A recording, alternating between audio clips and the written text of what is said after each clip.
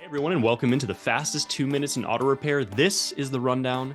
Tony, one of the things we've been tracking for the last several weeks is the Google reviews issue. Can you give us a little bit more info on what you're seeing with Autoshop Solutions? Yeah, absolutely. So, as many of us have noticed, we're missing a bunch of reviews. This was actually an internal bug from Google's software.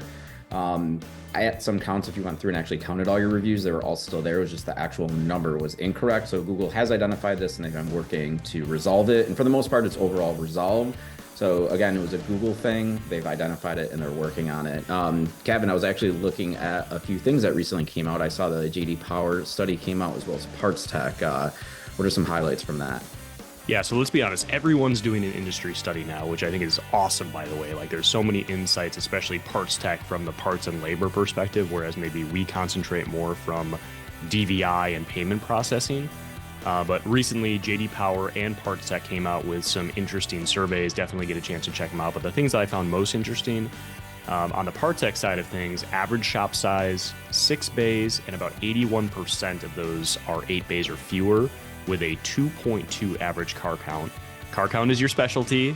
Maybe give a couple tips on what people can look for in 2025 on how to increase that. Yeah, absolutely. I actually just had a conversation today with a shop owner, and it's, the beginning of the year is always a little bit tricky. We are seeing lower RO creation. We're seeing less people search. The good news is we are seeing higher average repair orders, which is pretty common, right? Less cars, you have more time to spend with them. You have better conversations with the consumers. But I'm curious from your side, what do you think is kind of causing some of these issues?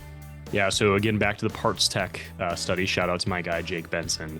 The top 3 challenges listed were technician shortage, training required for complex vehicles, and parts shortages. So we're going to be addressing all those things through different softwares and integrations and partnerships, but it'll be really interesting to see what the next 6 to 8 months bring. Thanks everybody for watching the rundown. We'll see you next time.